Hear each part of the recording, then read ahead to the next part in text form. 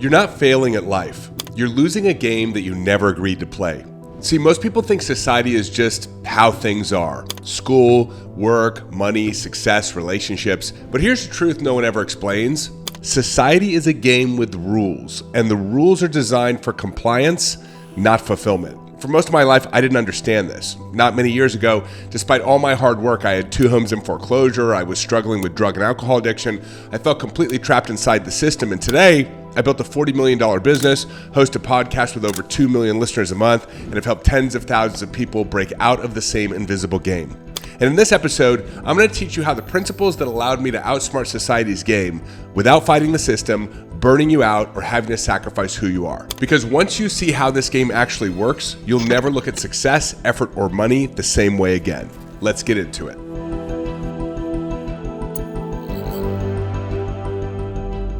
Principle number 1, society isn't truth, it's an agreement you were born into. See, society isn't something you choose, it's something you woke up inside of.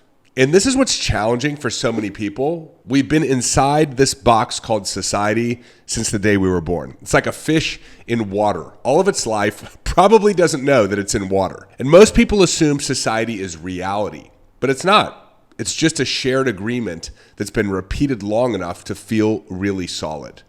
I want you to think about this. Money only works because we agree it does. I mean, the paper itself is worthless, if you even use paper anymore. Otherwise, it's just zeros and ones in a bank account where the money isn't even actually there because the bank has loaned out your money to other people. But everybody agrees money has value, and so you can walk into a dealership and trade your fundamentally worthless zeros and ones for a brand new BMW. And think about status for a minute. We put people on pedestals, athletes, musicians, rich people, successful people. Why? Because that's what we do. That's what we've always done. And you look around and everyone else is doing it too. But why would you pedestal someone because they run fast or because they put a ball in a hoop, as opposed to elevating someone because they're just a good person? Well, because that's what we've always done. It's really distorted. It is a distorted model when you think about it. None of this actually exists in nature. I love looking at nature and using it to get a fundamental understanding of how our reality should work. Animals, trees, rivers, mountains, they don't apply for approval. Nothing in nature waits to be validated. But because of the rules that we were born into, we live in a prison of permission and are afraid to step outside of the lines and do something different. And this is where people get trapped because they mistake repetition for reality. They mistake agreement for truth because once something is reinforced long enough, it just stops being questioned. And questioning it starts to feel dangerous, even when questioning it is really logical, because emotionally it feels terrifying to step outside the system. So much so that people will actually defend systems that drain them. You're going to start a business. That's pretty risky. You shouldn't do that. Just keep your job, says person miserable with their job. Right? You shouldn't live with such excesses. You know, there are other people out there going without, says broke person. So here's the thing, you don't actually feel trapped because the rules are powerful. You feel trapped because they're invisible. So the moment you see that society is an agreement, not a mandatory set of rules, you can step out of the matrix and start creating within it. I mean, think about this. What an advantage it is when you stop buying into all the structures and rules that everybody else is buying into, and you create psychological and emotional freedom, knowing that you can follow your own path, your own gut, your own instinct. In fact, that's actually the secret of the top 0.01%. They stopped playing by the rules and they stepped outside the structure and started creating their own game that we all now live in. And so when you realize this, you stop assuming this is how life works and you start thinking outside the box. This was a huge shift for me. I was 20 years old when I graduated from college. I got an internship working for a big television station. And I hated my job. All I was doing was like filing folders all day long. I saw everyone else really not enjoying their job, spending 8 to 10 hours a day in cubicles. And so I decided to start my own business. And people said, hey, this is risky. And it's like, well, looking back on it, I was 20 years old. Like, what did I have to lose? Your 20s are when you're supposed to take quote unquote risks. But they aren't really risks when you understand what they are. I started my own business. I learned a lot. I leveraged that to get an amazing opportunity to move to Italy. I started up the internet business for an Italian motorcycle company called Ducati Motorcycles. I spent 2 years there. I had a performance-based compensation, I was making like $250,000 a year. And then because I kept thinking outside of the box, I came back to the US and I raised $4 million for another idea I had because I realized I didn't want and I didn't need to follow what everyone else was doing. So when you see that these are just agreements and then you don't have to agree, something very powerful comes back online, which is choice. And you get your freedom back, not because you had to resist the system or the rules themselves, but because you saw them for what they were in that awareness. And in that awareness, it opened up a new world of possibility. Principle number 2, school, work, and success were not designed for you. They were designed for predictability. So most people think the system failed them, and it actually didn't. It did exactly what it was supposed to do. So modern education and work systems are intentionally built to create an efficient, predictable, and scalable workforce. It was never designed for financial prosperity or fulfillment. And so school, in many ways, effectively trains obedience to external authority before it ever trains self-trust. You're rewarded for staying in the structure. And work is the same thing. Work rewards reliability rather than originality or creativity. Success is defined really narrowly, so it can be measured, it can be ranked, it can be controlled, and within that system, you're just looking to advance in the ranks. But the ranks are controlled. And if you get out of line, then you risk being removed. And so people are shaped to fit roles before they even understand who they are. And over time, identity literally collapses into job titles, income levels, and a bunch of other useless labels. And so without realizing it, people stop asking, what do I actually want? And you'll notice that the more intuitive, creative, or independent someone is, the more friction they feel in the workplace, the more out of place they are. And usually these people either step back in line and end up feeling really suppressed and oppressed by it, or they end up doing what I did, leaving the system entirely and bettering themselves for it. But the shift happens when you separate who you are from what you do. Because the moment your identity isn't sourced from a role, you no longer fear losing it. And you start to align yourself with and attract opportunities that are in alignment with what you're passionate about and who you truly are. And this is identity first transformation. And the cool thing is results follow who you're being, not the other way around. And in that, your work or your job stops being a cage that you crawl into for 40 hours a week, and it starts being an expression of who you are. And from that, the money and most importantly, the joy has to follow. Hey, it's David. Just a quick interruption to your regularly scheduled episode by your favorite sponsor, moi. I want to tell you about my book. It is available on Amazon right here, right now. A Changed Mind, Go Beyond Self-Awareness, Rewire Your Brain, and Re-Engineer Your Reality.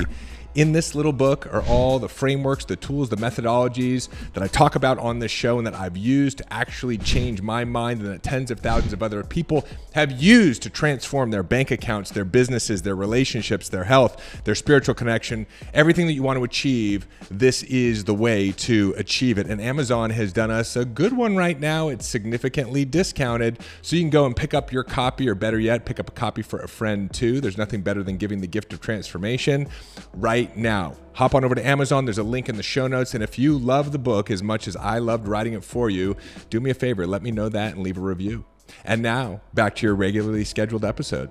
Principle number 3, hustle culture isn't about success, it's about control. So effort is glorified for a reason, not because it works, but because it keeps people busy and because it keeps a few people who can hustle hard enough at the top. So you just look around today. We've got a Navy SEAL, hyper-masculine, male hustle culture, both in work and on YouTube and on social media. It's this idea that if you're not working hard every second of the day, someone somewhere is, and when you meet them, they will win, right? It's pretty nuts. But we've been so indoctrinated into the fact that you have to work really hard and burn yourself out to be successful that we've created another set of rules that says if you don't do that, whatever you're doing isn't meaningful. I mean, think about how crazy that is. And so effort and hustle and grinding becomes an identity. I'm a hard worker instead of I'm someone who enjoys my life, or I'm someone who knows who I am. I say yes and no to the rules to stay in integrity with who I am and what I believe. The system benefits when people try harder instead of living authentically. And a lot of these rules around working hard or sacrificing yourself or doing it all is really about something that people never look at, which is your emotional state. See, humans don't make decisions. They make decisions from emotional states. And different states produce completely different realities. So what I would describe as primal states are survival-based states, and they create urgency, scarcity, comparison, fear, shame. And powerful states, they're abundance-based, they create clarity, they create presence, trust, wealth, decisiveness, and hustle culture keeps people locked into primal states by constantly activating the nervous system. Pressure around money, pressure around time, pressure around performance and status. It keeps us in survival mode. And a nervous system in survival mode does not create, it complies. And so from that state, effort feels necessary because safety feels uncertain. And this is why over effort is rewarded, because it plays off of a fear that we are all falling behind. But the moment you believe you're behind or running out of time or you need to catch up, you've entered the game. And outsmarting society doesn't start with more effort. It starts with a shift in perspective, a shift in values, and a shift in your emotional state. And when alignment starts to replace force, you step into a different reality. Timelines collapse, there's less intensity, there's more momentum, and always better results. Principle number 4, the real trap isn't rules, it's permission.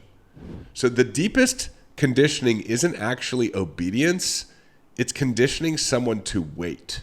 So it's conditioning someone to have to ask for permission to rest, or permission to pivot, or permission to want more, permission to want something unconventional.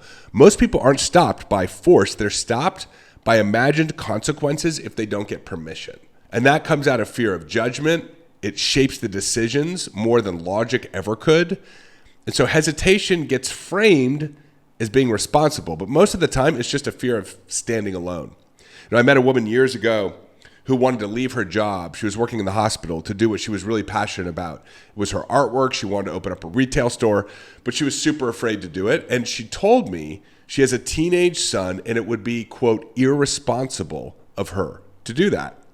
And so I asked her, I said, hey, what's more important in terms of what you model for your son? How much money you make and financial security, or following your dreams and pursuing your passion?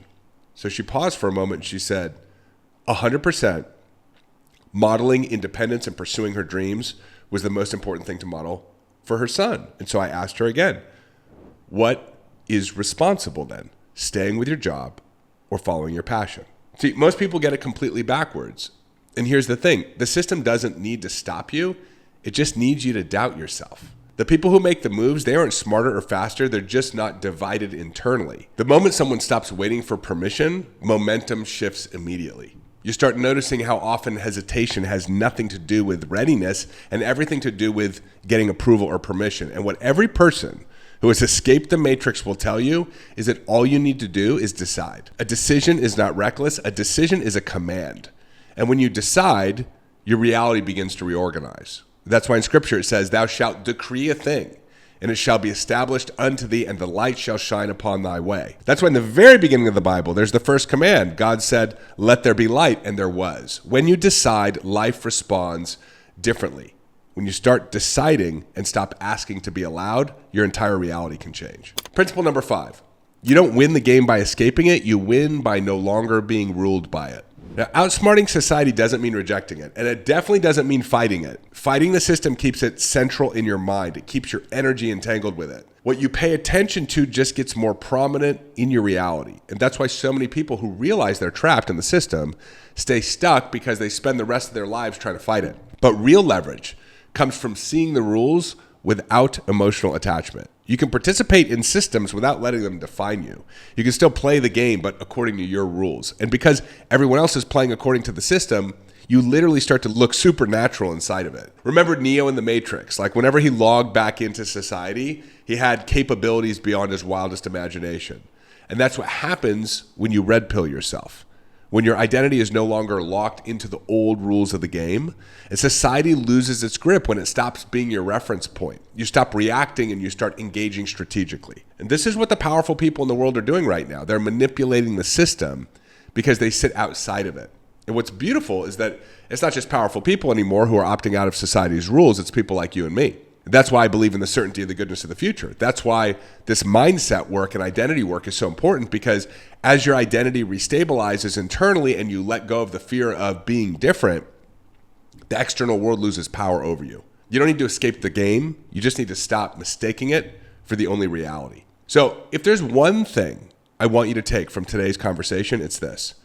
You're not broken, you're not behind, you're not stuck. You've just been playing a game that you didn't consciously choose. And the moment you see that, a new possibility unlocks. Your clarity comes back online, and you stop trying to earn a place you already belong in. You don't have to fight society. You don't have to escape it. You just have to stop letting it define who you are. And when that happens, everything changes. Your decisions get cleaner, your energy stops leaking, your work starts reflecting truth instead of fear, and just watch how differently life responds when you start playing the game consciously. I hope you enjoyed this episode as much as I loved sharing it with you. If you did, do me a favor. If you're following along on YouTube, leave me a comment, ask some questions. I try to read and respond to as many as I can. If you have not yet joined our community and subscribed, same thing on the audio platforms. Leave me a rating or review if you haven't. And jump on over to davidbear.com. If you want to go deeper into this conversation, I've got a 4-part free video training series that you're absolutely going to love. And be a part of this community, because opting out of society's game is not a do-it-yourself project. It's a do-it-together. I love you so much, and I will see you in the next episode.